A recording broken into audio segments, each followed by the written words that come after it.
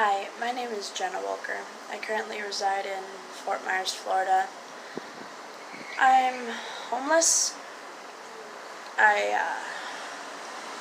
I'm making a video diary of everyday life, what it's like out here. I don't want your pity. I don't want money. If you come to me with money, I'll turn you down. Come to me with items, I'll turn you down. Trust me, I'm stubborn. Right now, I'm currently staying with a friend who's letting me sleep here until his roommate gets home. It's a rare thing. I kind of haven't slept for 2 days, if you couldn't tell by my overall dreariness. So, I'm doing this for as long as it takes me to get off the streets. Right now, things are kind of looking shitty, slow-paced. I'm hoping a turnaround. What I want to come out of these videos is I want awareness. I want you to know exactly what we go through on a daily basis. And the next time somebody, no matter how bad they look, no matter how much like a normal bum they look, no matter how many times they bum off you, give them the benefit of the doubt. Shit ain't easy. Shit ain't. Sorry about my grammar. Shit is not easy. But, yeah. So I can only really stay on here for a few minutes. Gotta get some shut-eye. Only got a few hours till his roommate gets home and I'm back out doing the same shit.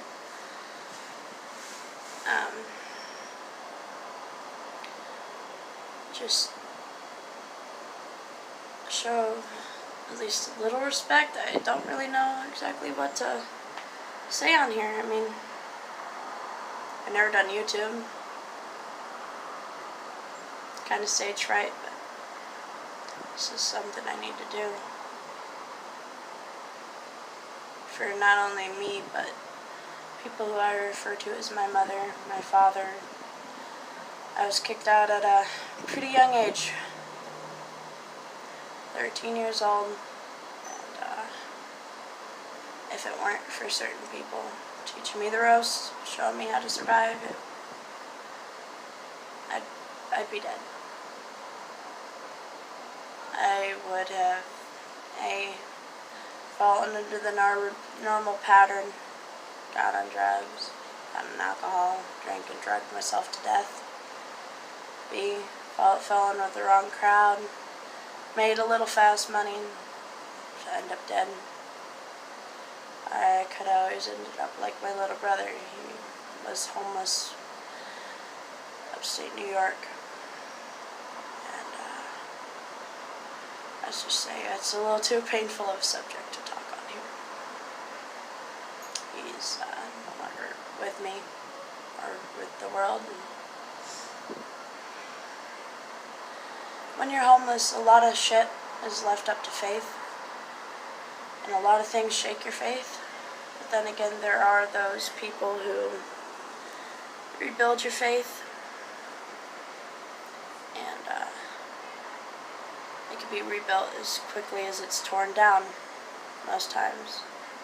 Like how I got this phone, if you're wondering how the fuck I afforded a phone sleeping outside. This is my first phone in 2 years. There was a young couple downtown Fort Myers who were going to help me out with a plane ticket back to where I live in Forks, Washington, where I do have a definite place to go. My son is there. I did throw a little dishonesty in there, and I hate lying, I hate it. But sometimes you gotta do what you gotta do to make it out here. Most people, if you don't leave a good enough story, you're a liar or you're a con artist. I've been called a con artist for looking not homeless and asking for change. Because unlike most people, some homeless people, yes, are not too friendly of people. But they really tend to stay for themselves. Unless they're asking you guys for money. I mean, the normal working class American. Thing is I want a job really bad.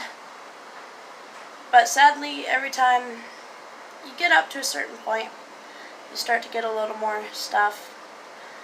The people around you start noticing the stuff you have. Hence a phone, money, clothes, you name it. You have toilet paper that could be valuable to somebody who wipes and leaves. You go to sleep, your bag goes missing.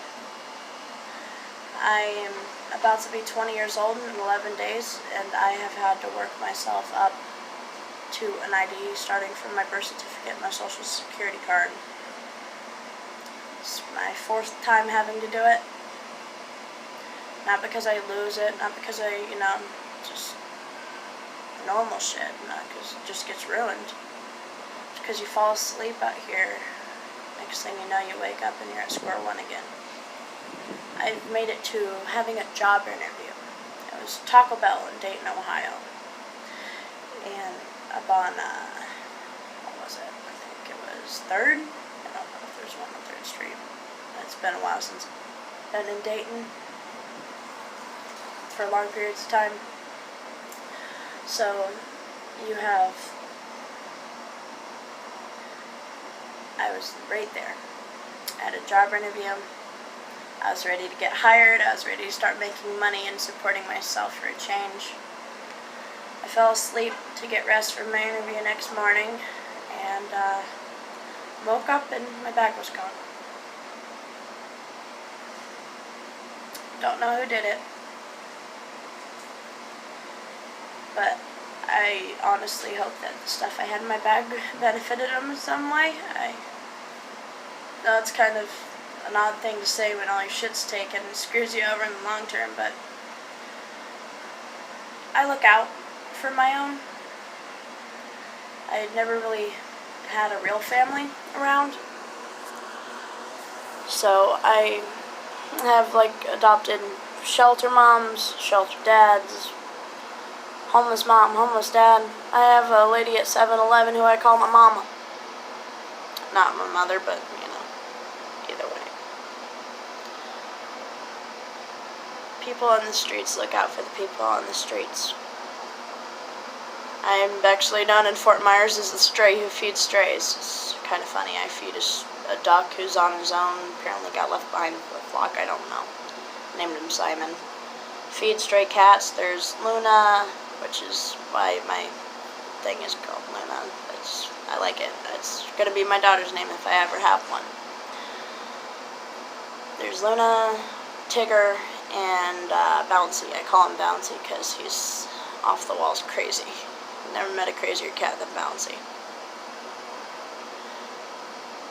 And, of course, feed the homeless people. I panhandle pretty much all night downtown Fort Myers, and then I go out and distribute pizza. I go to 7-Eleven, buy pizza.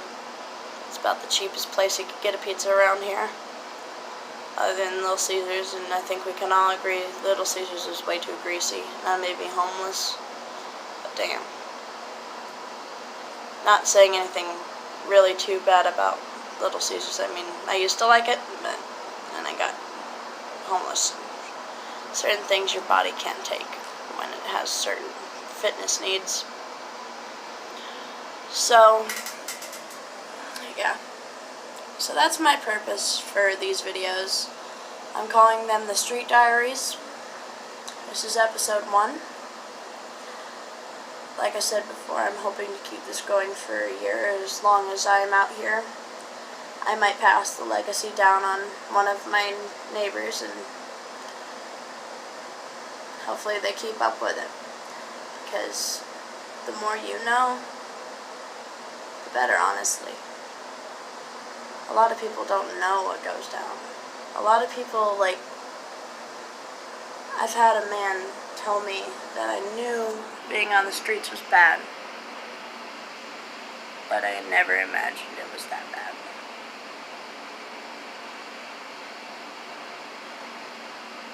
I've been out here since 13.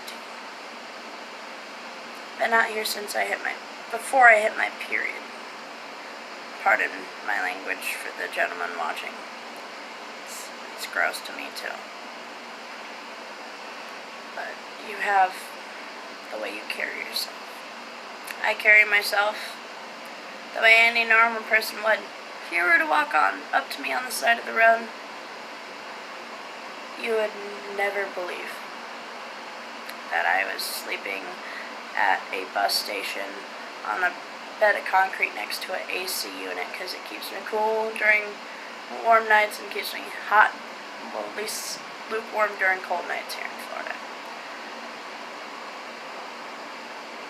And I actually couldn't sleep there the last 2 nights because a homeless person who I got into it with over some attitudes towards some of the people I consider family took a shit in where I sleep. In fact, 3 piles of it. And they were there the night before last night. So I've basically just been up walking. Well, I'm gonna get some shut-eye now because I've been on here for 11, almost 12 minutes. And it's 11, 12 minutes lost sleep. So I will be back on here in about 4 hours. Let you know how things are going. Give you a look into the life.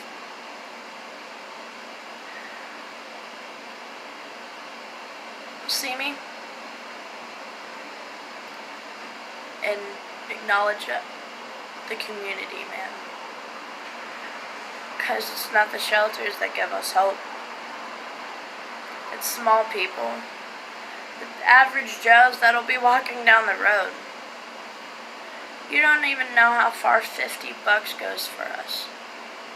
That's a tent. That is hot dogs. Cook on a fire. That's blanket, a pillow, a new set of clothes. I've gone 3 weeks without wearing clothes, without like changing into new clothes. I couldn't open my legs on a bus without crying. Because I knew people could smell that. If I can smell myself, they could smell me.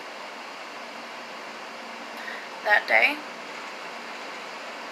another homeless woman gave me some fucking body wash and a douche. I know it's gross, guys, but it's a normal part of life. And trust me, you would have recommended it. And I got money and supplies from a girl who's sleeping on concrete just like I am, only this wasn't a girl. It's a 54-year-old woman. Told me I reminded her of her daughter. She died. She was a heroin addict. Died of an OD straight after having this woman's grandson. She tried her best to take care of him. Mind you, she was pretty old when he was born. And he was taken. She hasn't seen him. 10 years she hasn't seen this boy. And she gave me money. She gave me help. I was raised in a family. You help your elders. You respect your fucking elders. When you turn down any help they try to give you, so help you God, you're gonna get slapped across the room. I felt like the lowest piece of dirt on the ground right there. Having an old lady with a walker come up to me and give me money.